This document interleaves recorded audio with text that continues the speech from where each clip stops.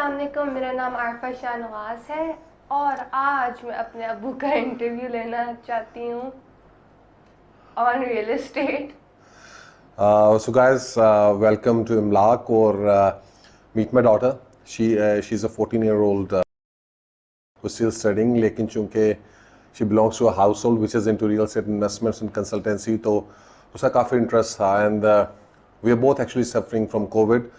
और चूँकि हम बैठे हुए थे, so we thought कि why not make some videos and educate the youngsters as well, जो रियल एस्टेट के बारे में जानना चाहते हैं, तो उनको हम थोड़ा सा रियल एस्टेट से एजुकेट भी करें.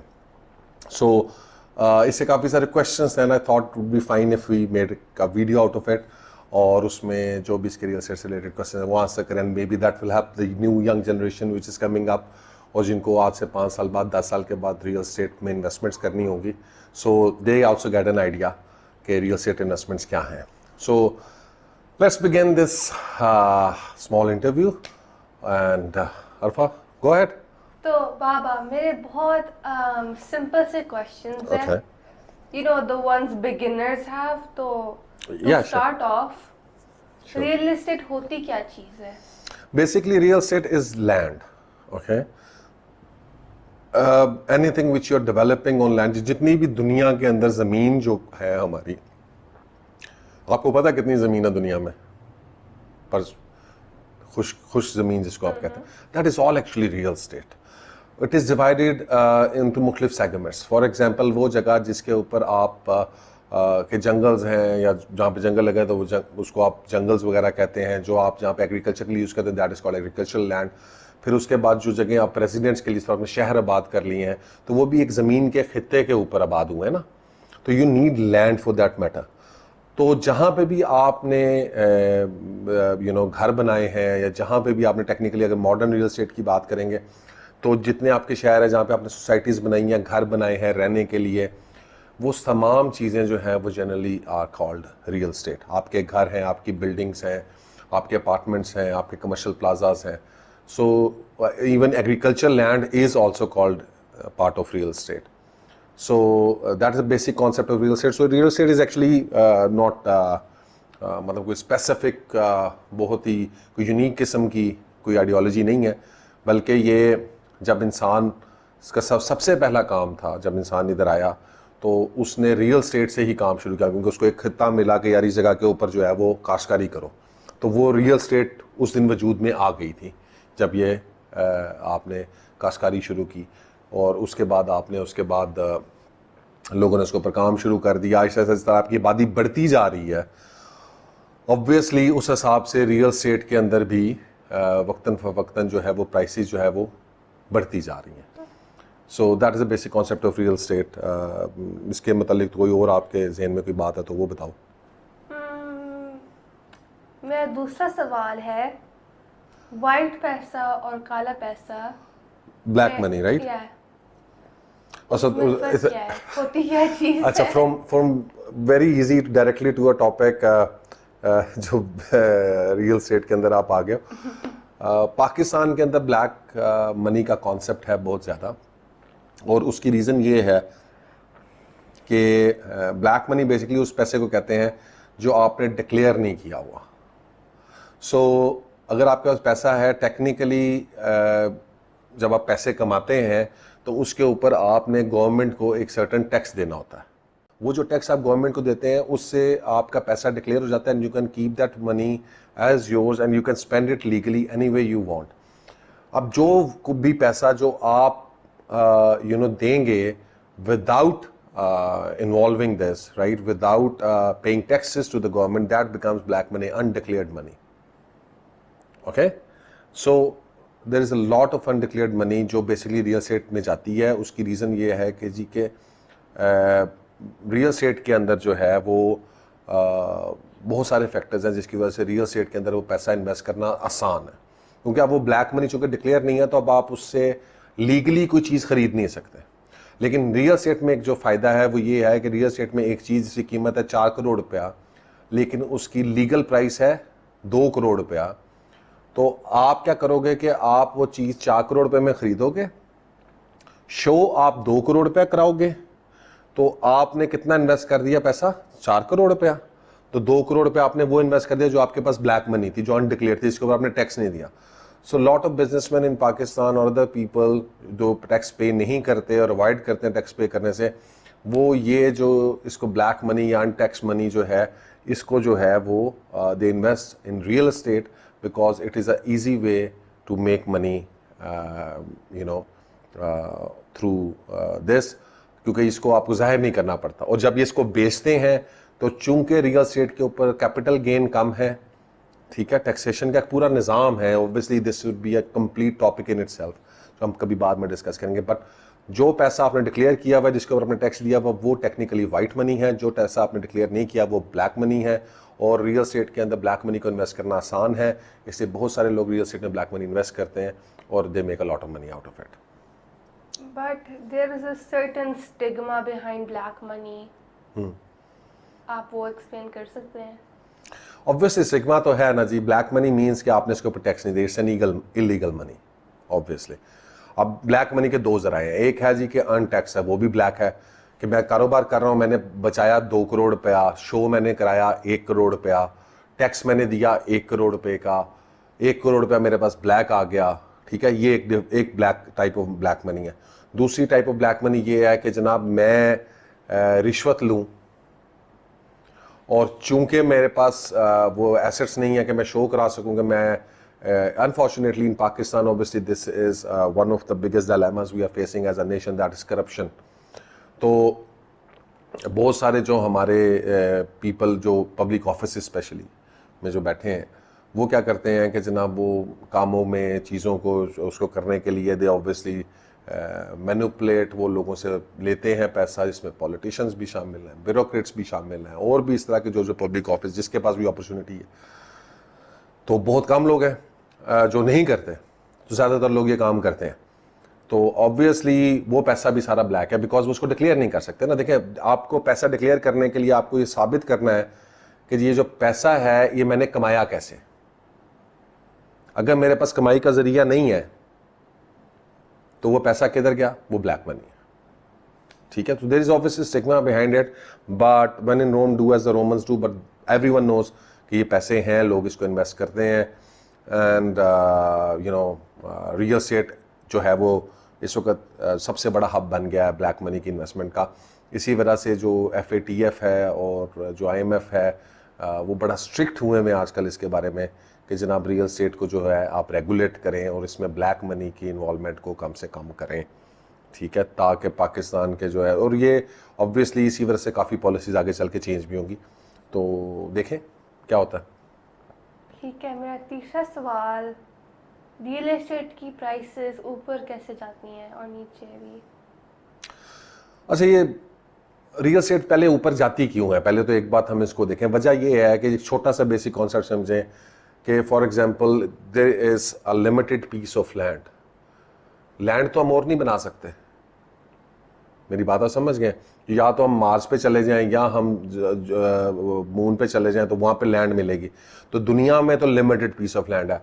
तो सप्लाई और डिमांड को, यू अंडरस्टैंड जी, सप्लाई डिमांड क्या है?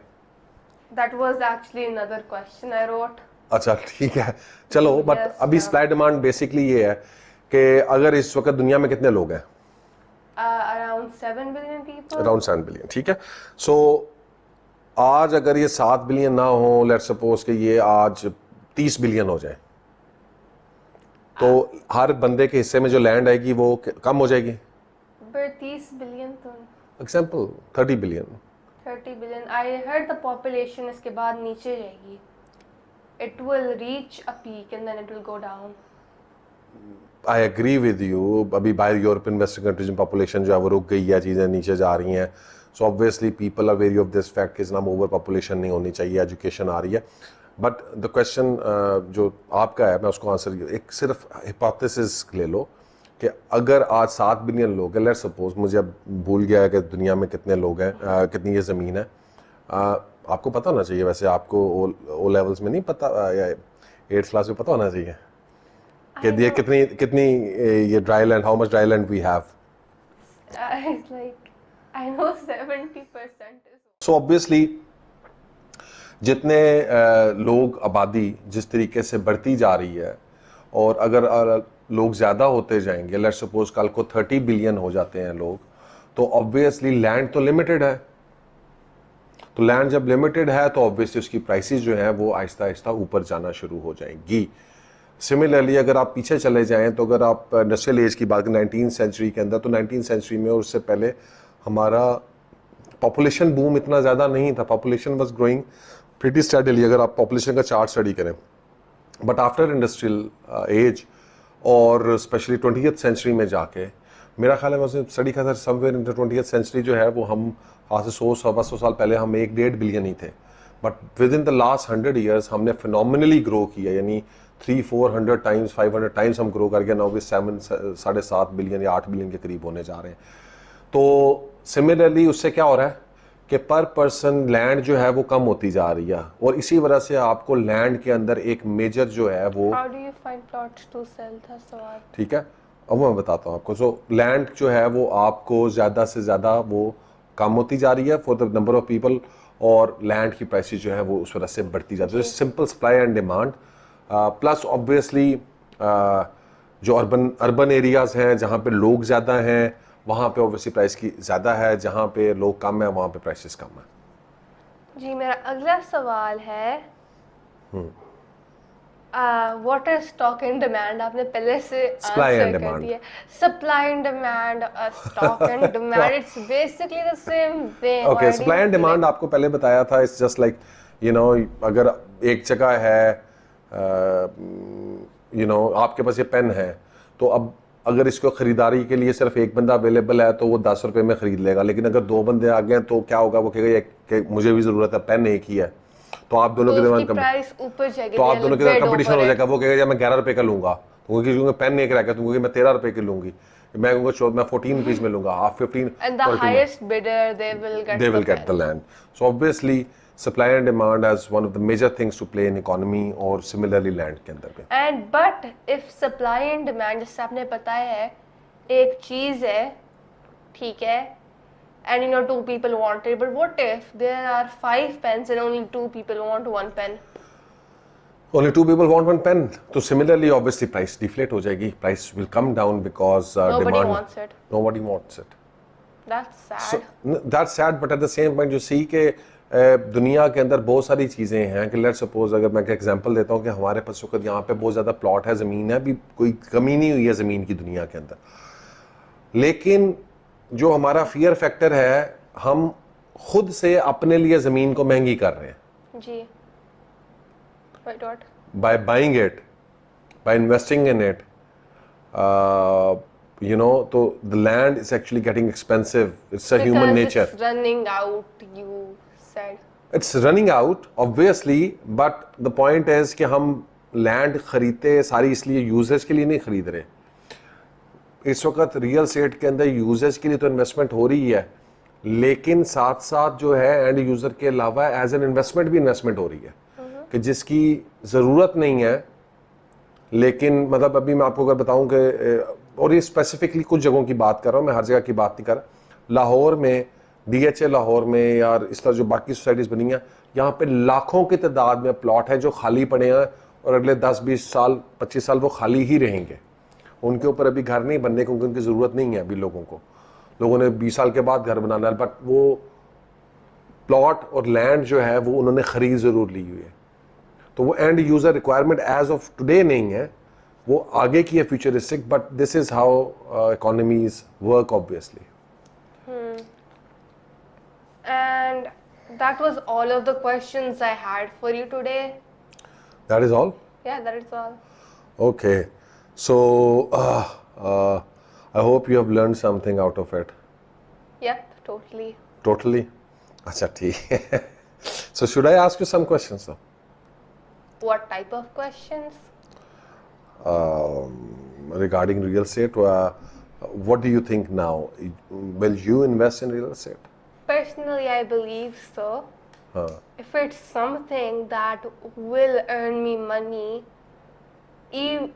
when I don't even have to work much for it, I'm lazy, so yes. So yes, you are. Yeah. Yeah, you will invest in it. Okay, that's good. So, guys, I hope you enjoyed this little session of basic real estate questions. मकसद हमारा ये था कि जी कि जो भी youngsters हैं, अभी बच्चे हैं जो लर्न करना चाहते हैं रियल एस्टेट के बारे में, you know, they find something basics कि जनाब रियल एस्टेट क्या है. इंशाल्लाह we'll try. If he comes up with more questions, we'll try to have a few more sessions about it. और you can motivate those people. I think real estate में जो सबसे अच्छा टाइम है invest करने का, वो जितना अर्ली आप इन्वेस्टमेंट करना शुरू कर देंगे उतना बेहतर है आपके लिए, because it's all about real estate investment and the time. The more time you spend investing in real estate, the more money you make. It's get doubled and triple. Example ले लें, हमारा जो 1 करोड़ चैलेंज है, you know, that's something very interesting. So There's a 1 crore challenge. yeah, there is 1 crore challenge. So is there a So we will make another video is for there that. a We will one make another video yeah, for yeah, that. but is there a 1 Arab challenge? Actually, it's a 1 billion challenge. We're making 1 crore challenge means that if you have 1 crore rupees and you invest in real estate smartly, you can make 2 billion in 30 But years. why is it called a 1 Arab? I What? mean 1 crore challenge. Because it starts with 1 crore. You know, we're gonna discuss this later, I guess. It starts with 1 crore. But why is it a challenge? Huh? Why is it a challenge? To turn 1 crore into 2.3 billion. Who's gonna play the challenge? Why not? It's not a challenge. It's not. It's a challenge for us, not for you. It's something which we believe we can do. Because if we invest smartly in real estate, we make 20% money. You can actually, in 30 years time frame, you can make 2 billion from 1 crore. So that's a lot of money. And अगर आप जल्दी start करते हो, let's suppose अगर आप 20 साल की उम्र में स्टार्ट करते हो, 1 करोड़ रुपए लगाते हो, तो by the age of 50 you will be a billionaire. You even make more money. You couldn't have bought a plot for me when I was younger.